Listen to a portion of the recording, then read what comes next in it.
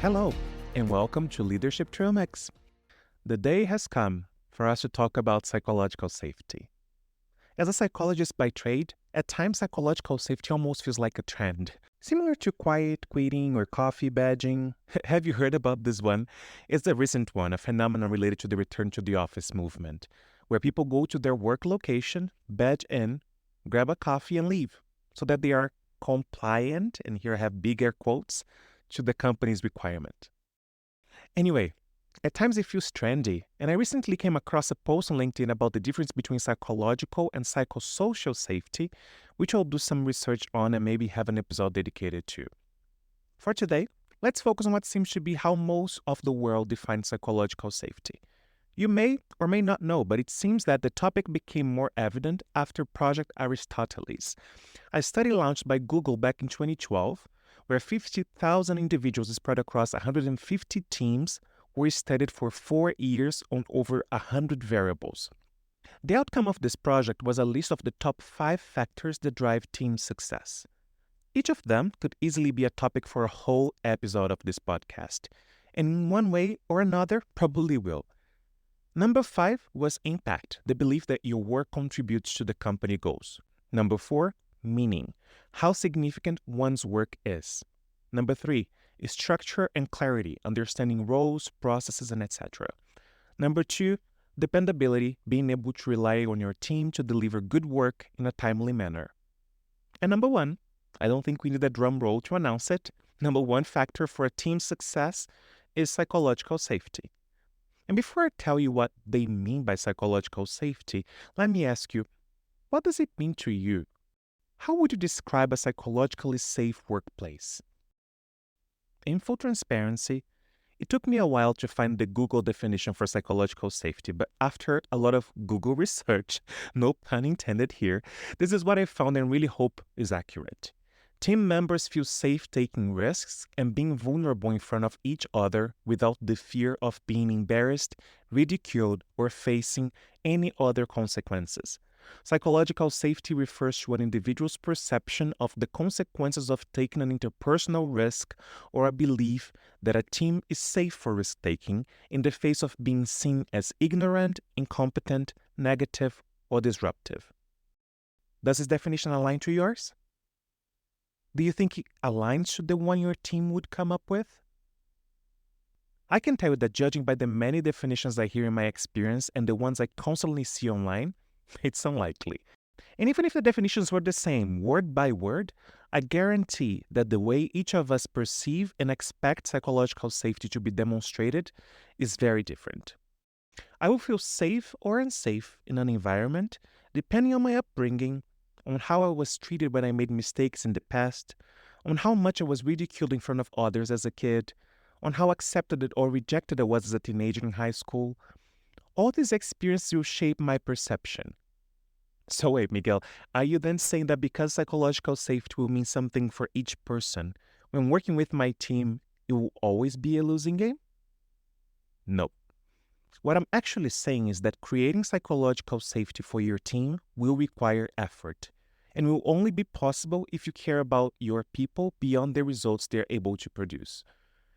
And since I made a pause here to address a potential non-productive misunderstanding, let me say one more thing.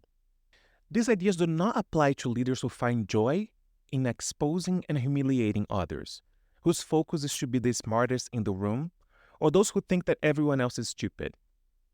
If you know a proud tyrant, or maybe if you work for one, there is nothing in this reflection that this type of leader won't find too touchy-feely.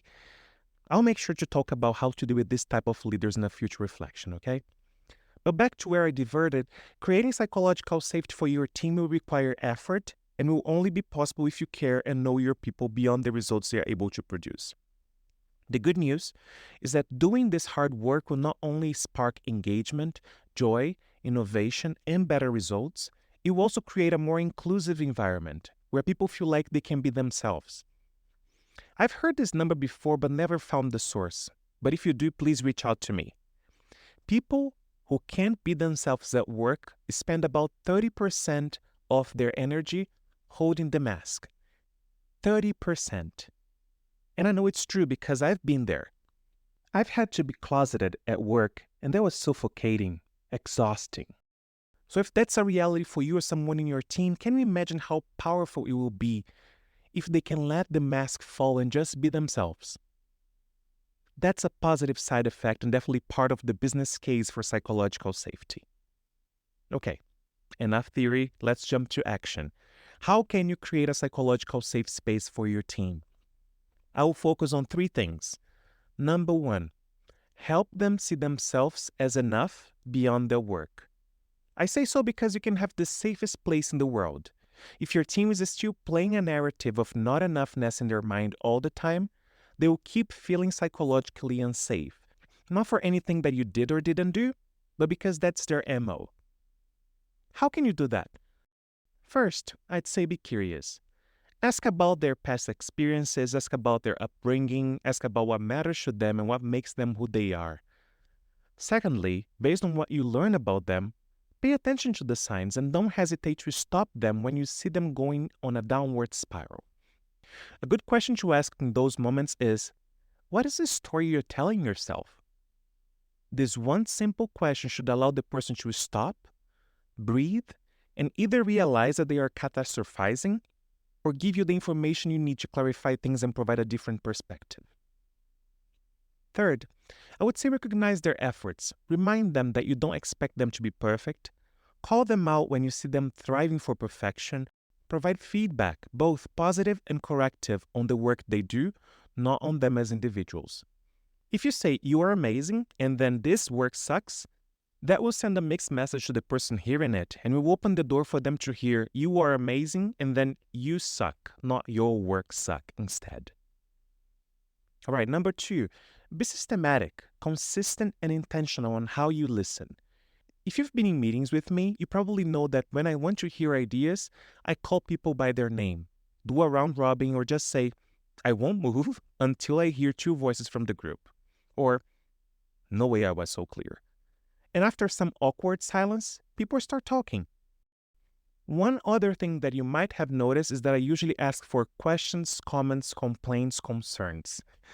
When I do that, I'm intentionally opening the floor for whatever comes my way. Sometimes we assume that people know that they can say whatever, that they can complain, that they can ask questions. People don't know until you tell them so. And of course, when they speak, make sure you listen, not to respond, but to understand. If you ask for participation and grab your phone, I think you know what message you're sending, right? Last, definitely not least, set the example. Don't expect vulnerability if you're not ready to be vulnerable yourself. And there is a way to be authentically vulnerable and still intentional. One example, be the first one to ask a question, even if it's an obvious one, or one that you think you have the answer for. Or ask the 5-year-old question that you know might be in people's minds. Show them that it's okay to not know. And on a similar note, here's the most powerful one. Talk about your mistakes. Tough one, huh? I know. But if you want to unlock a psychologically safe space where people can learn from mistakes, you can't be seen as the one that doesn't make any. It can be something small and silly that will make people laugh, or something more serious that taught you a lesson. Just do it. Not only once, but over and over again. And by seeing you do so, you will start seeing your people do the same, because they will trust you. As counterintuitive as it may sound, do you trust someone who doesn't struggle? Who doesn't have difficult days?